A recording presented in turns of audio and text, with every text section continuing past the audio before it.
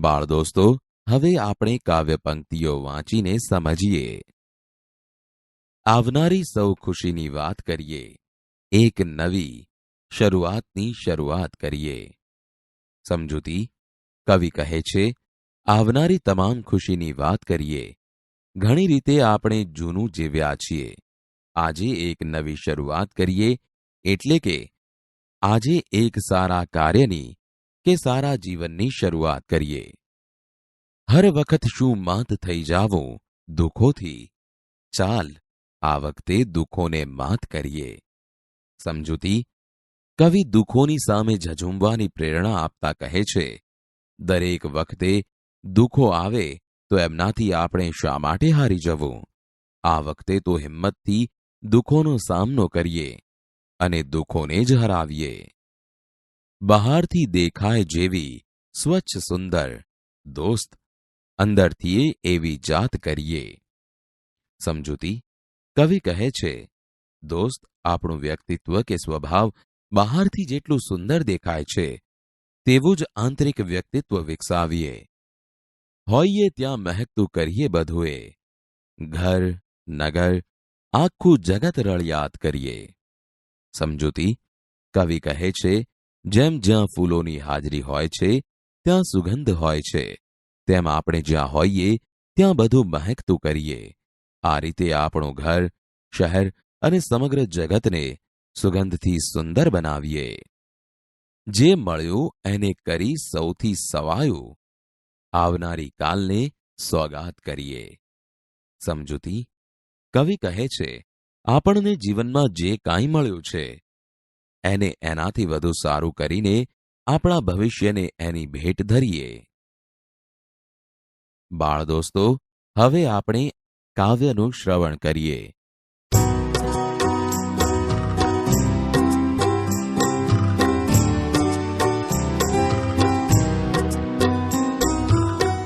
આવનારી સૌ ખુશીની વાત કરીએ, આવનારી સૌ ખુશીની વાત કરીએ. એક નવી શરૂઆતની શરૂઆત કરીએ. આવનારી સૌ ખુશીની વાત કરીએ. એક નવી શરૂઆતની શરૂઆત કરીએ.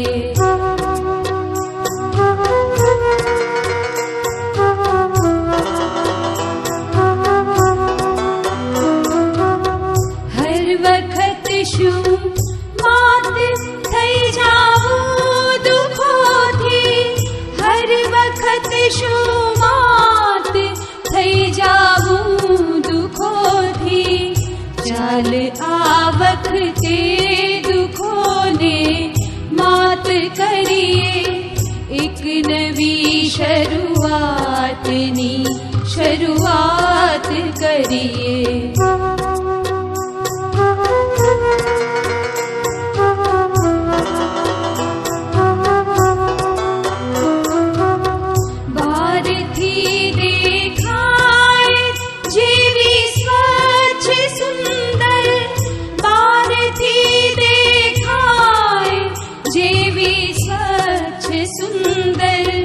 દોસ્ત અંદરથી એવી જાત કરીએ. એક નવી શરૂઆતની શરૂઆત કરીએ.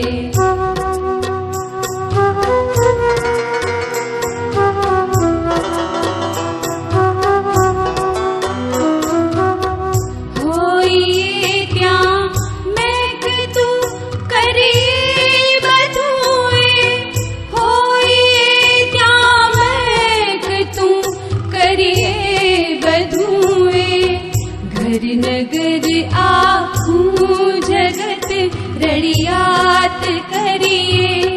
એક નવી શરૂઆતની શરૂઆત કરીએ.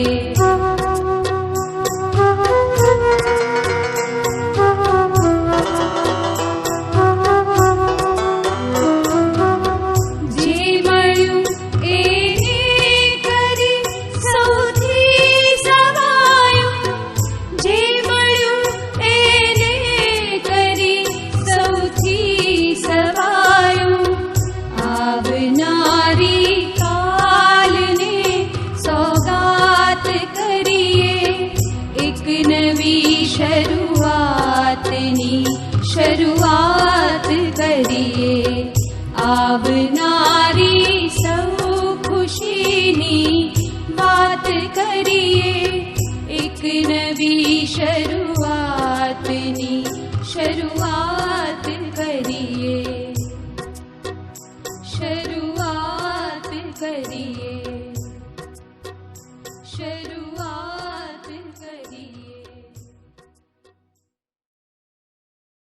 બાળ દોસ્તો, હવે આપણે કાવ્ય પંક્તિઓના ગાન સાથે સમૂહ ગાન કરીએ.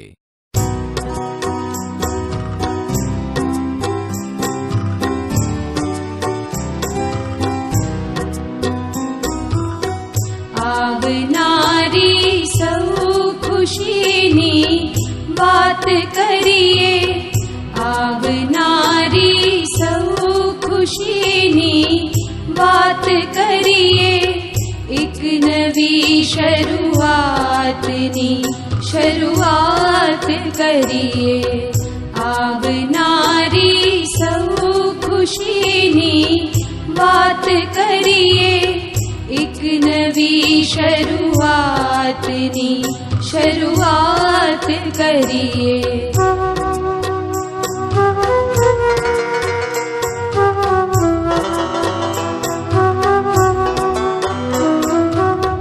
હર વખત શું માત થઈ જાવું દુઃખોથી, હર વખત શું માત થઈ જાવું દુઃખોથી, ચાલ આ વખતે દુઃખોને માત કરીએ, એક નવી શરૂઆતની શરૂઆત કરીએ.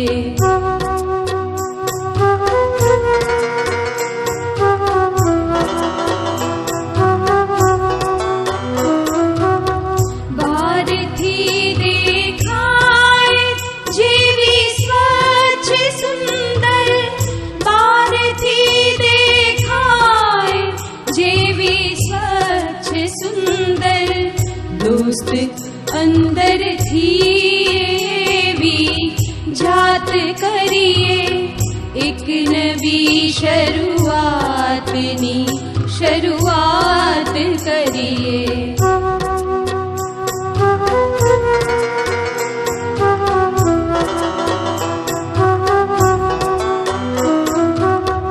હોઈએ ત્યાં મહેકતું કરીએ બધુંએ, હોઈએ ત્યાં મહેકતું કરીએ બધુંએ, ઘર નગર આખું જગત રળિયાત કરીએ, એક નવી શરૂઆતની શરૂઆત કરીએ.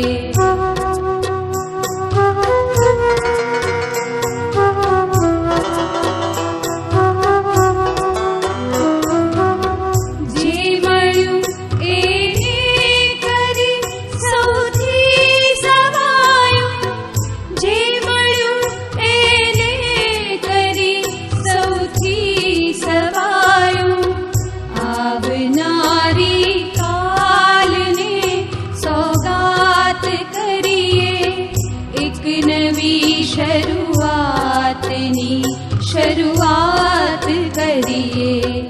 આવનારી સૌ ખુશીની વાત કરીએ, એક નવી શરૂઆતની શરૂઆત કરીએ. શરૂઆત કરીએ, શરૂઆત કરીએ. કાવ્ય 13 શરૂઆત કરીએ.